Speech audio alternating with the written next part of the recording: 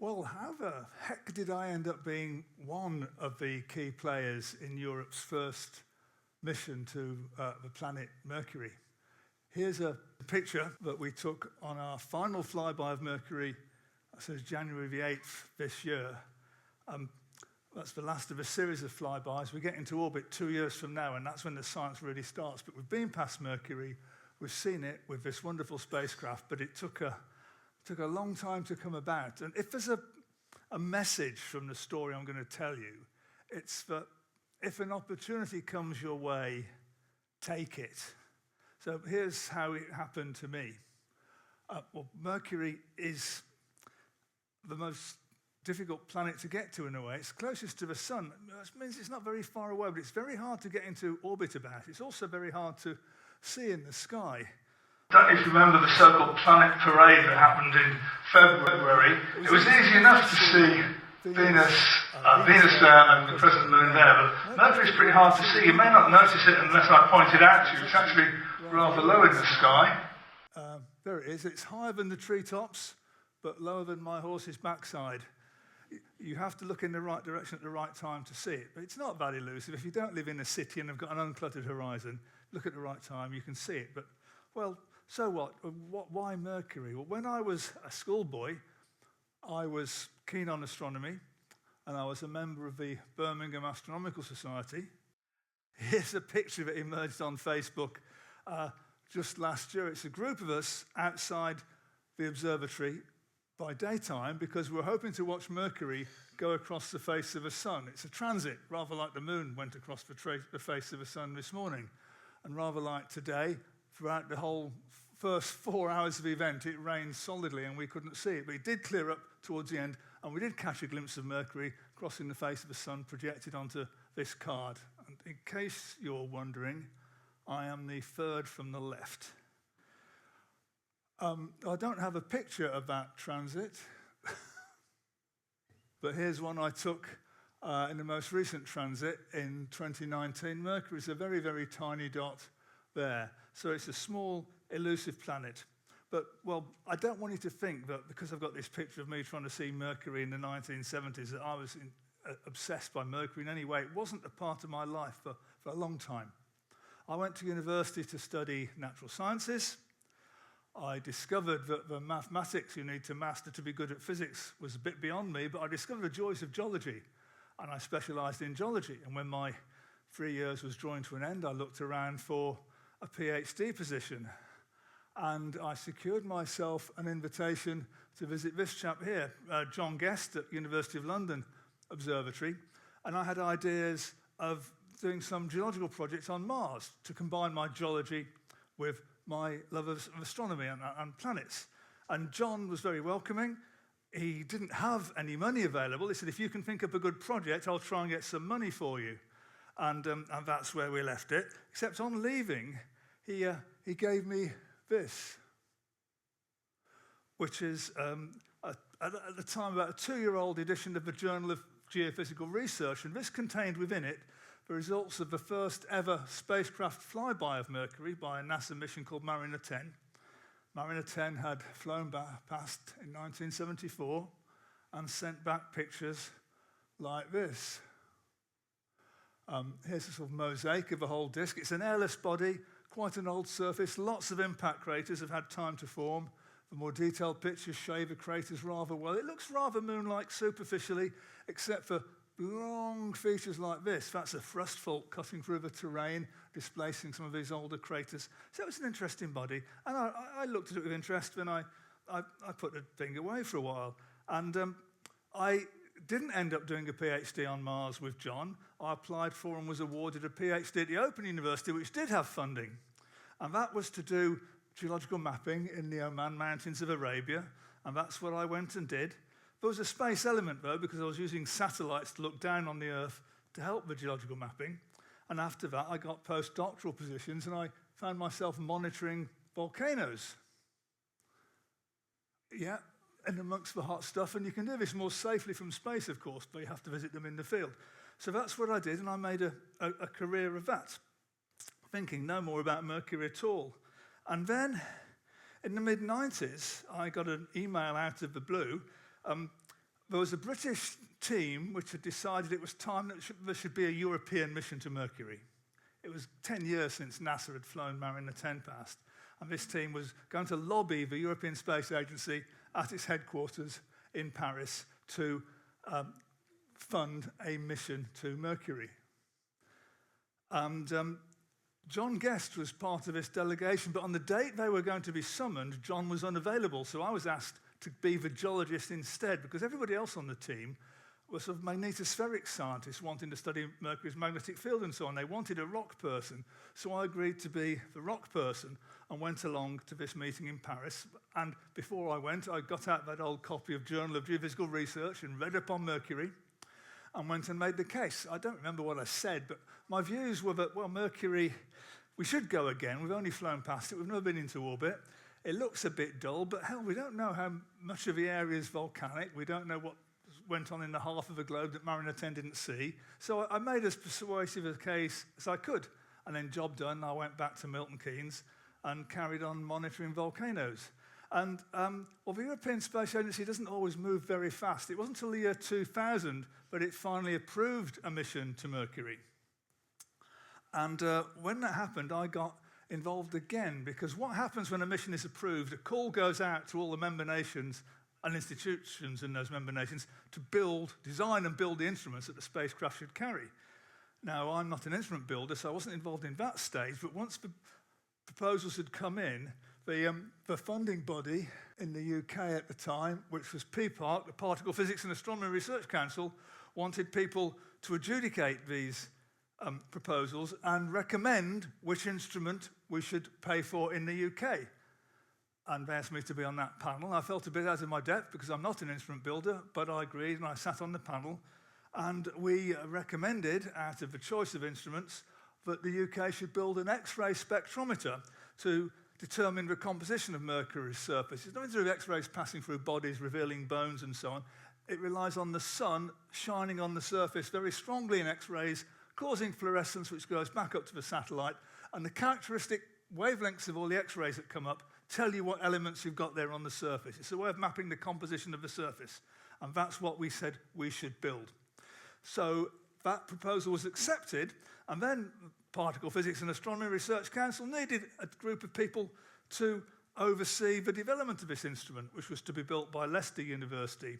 So they set up an oversight committee and asked me to sit on the oversight committee to see if the money was being spent sensibly and the science goals would be met. So I did that for a couple of years, and then PPARC decided that Leicester were great X-ray astronomers and good instrument builders, but they didn't have a lot of strength in geology. So they asked me to switch sides and join the team for this instrument and join our instrument team, which, by the way, is called MIX, the Mercury Imaging X-ray Spectrometer. So from 2004 onwards, I was on the MIX team. And that was a big step in my career, because that put me on the Bepi-Colombo science team. Bepi-Colombo is the name that European Space Agency gave to its mission. So we had meetings to go to in Japan and in Europe, meeting a lot of very good scientists, and I supervised a string of PhD students working on Mercury. They all looked the same after a while. And it got me on TV several times. That's me on Sky at Night with Patrick Moore. So, and to cut a long story short, while all this was going on, NASA had moved a lot quicker and proposed and built and launched its own mission to Mercury called Messenger. That launched in 2004, having been approved more or less at the same time Bepi-Colombo was. And by the time Messenger had got to Mercury, which took 8 years, and spent 4.5 years orbiting it, and then crashed into the surface, by that time we had still not launched Bepi-Colombo. We did launch it in 2018. Here's the launch. Now, it's a long cruise to Mercury. It takes 8 or 9 years to get there.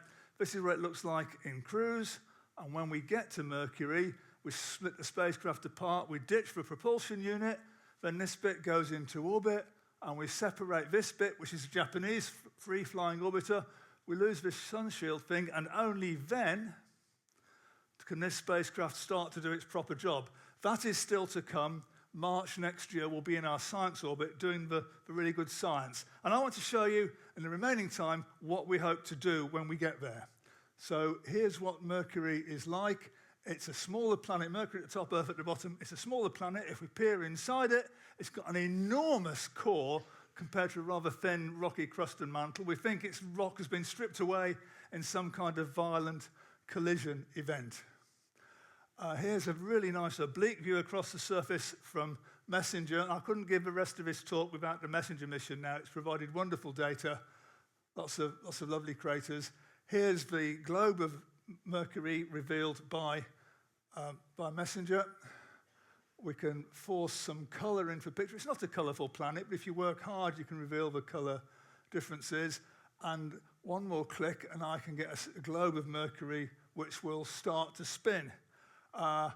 This orange-coloured area is a plain filled with lava. That's another basin filled with lavas, which I'm going to show you in more detail in a while. But the point is, there's some spectral variation. There's compositional variations across the planet, but it's all different kinds of rock.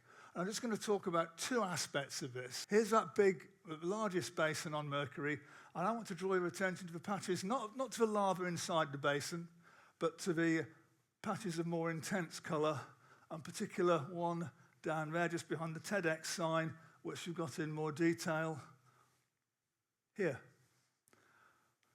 That's a hole in the ground, which is not circular. The circular holes are impact craters. There's a hole in the ground here that's way off from being circular, and we think it was formed by this kind of process. This is a volcanic eruption into a vacuum from one of Jupiter's moons called Io that was seen by a passing spacecraft. Mercury's got no atmosphere either, nor does Io, and when a volcanic explosion happens on an airless body, the particles just get flung up and fall back down to the ground on parabolic trajectories, so don't draw in the air and start convecting like they would on the Earth. So you get these diffuse deposits surrounding them, which is what we see here. And here's that hole in the ground on Mercury in greater detail, in black and white, and the edge of the big hole in the ground runs round like that, and it's composed of many components. At the western end, there's quite a few impact craters. This is the oldest end. There's been time for impact craters to form. This end is smoother. In the middle, it's rough. And that hole, it turns out, has been blasted out by a series of volcanic explosions, starting here and then progressing through the structure like that. And the significance of this is a long period of volcanic activity. And what about the style of activity? You don't get volcanic explosions unless you've got something that turns to gas. Violent expansion of gas is what drives the volcanic explosion. So either the molten rock rising from the interior is bringing a lot of gas dissolved within it, which comes out of solution near the surface where the pressure is released, or else there's a layer rich in something volatile near the surface, which the rising molten rock reaches. But either way, how the heck is this there on Mercury? It's a planet near the sun, possibly a very violent birth if most of the rock has been stripped away, and yet it's retained something that can turn to gas during volcanic processes like this. Another way to look at this is the original explosion there, flinging out this circular deposit, which will fade with age, but no matter because more and more eruptions happen, and eventually you end up with a deposit which is the sum total of all those events. So violent explosive eruptions. And there's one more aspect of volatile richness on Mercury that I want to draw your attention to, and that's a process called hollow formation, best seen in peak ring basins. Here's a big impact basin on Mercury that's about 300 kilometers across. There's a ring of peaks in the interior produced by some kind of uplift rebound process after the impact. And in parts of the peak ring in color, you can see it's quite an intriguing surface. We've got the hills of a peak ring casting shadows on the peaks of the hills, and also in the floors in between, you've got steep-sided, flat-bottom depressions. These are 10 or 20 meters deep, hundreds of meters across. And the surface there has been stripped away. Well, how the heck are you going to strip away bits of surface? You can't appeal to the wind to scour it out. There's no atmosphere. So no wind can blow. Really, the only way to get rid of this material is to lose it to space. Something is breaking away the surface material, which is largely rocky, but breaking it apart atom by atom so it can drift away into space. So in cross-sectional view, so we've got the red stuff at the surface, something blue underneath, and there's the sun. The sun is shining down on Mercury's surface about 10 times more powerfully than it does here on Earth, because you're a lot closer to the sun. So the sun is attacking the surface. Now, we don't know what this is attacking the surface. It could be the heat from the sun. It could be the high-energy ultraviolet photons. It could be charged particles. It could be the solar wind from the sun. Or maybe it's not the sun. Maybe it's micrometeorites. Because remember, no atmosphere. You're not protecting the surface from being bombarded by all kinds of junk. But something is eating away at the surface. The surface gets eaten away. And it can't be eaten away like this unless it's volatile, unless there's something which will turn to vapor, basically, or at least be broken apart very easily. So something is eating away at Mercury's surface. Now, we don't know what the stuff is that's driving the volcanic explosions or the composition of those diffuse yellow deposits around the volcanic vents. We don't know what's going on here in the hollows, but we will find out when we Bepi Colombo there, because the British instrument, MIX, Mercury Imaging Spectrometer, will measure the chemical elements. This is it on the bench at Leicester University. There's an X-ray lens, focal plane there. And this will collect the X-rays with a spatial resolution as good as 10 kilometers in the best cases, and will map a dozen or more of the most abundant elements on Mercury to understand the compositions of where the surface has been eaten away and where it hasn't, where it's been exploded away volcanically and where it hasn't. And by adding that with the other wonderful instruments we've got on Bepi Colombo, we'll understand this very enigmatic planet a lot better, I hope. So I'm just going to leave you with one of my favorite views of Mercury from the January flyby this year, which is over Mercury's North Pole. Here it comes. There's a spacecraft in the way. The North Pole is about here in this crater. These craters never see the sun because Mercury's axis is dead upright and the sun, there's no seasons. Mercury never peers onto the floors of those craters. So that's our best view, or not our best view, but the view I like best of Mercury from the flyby.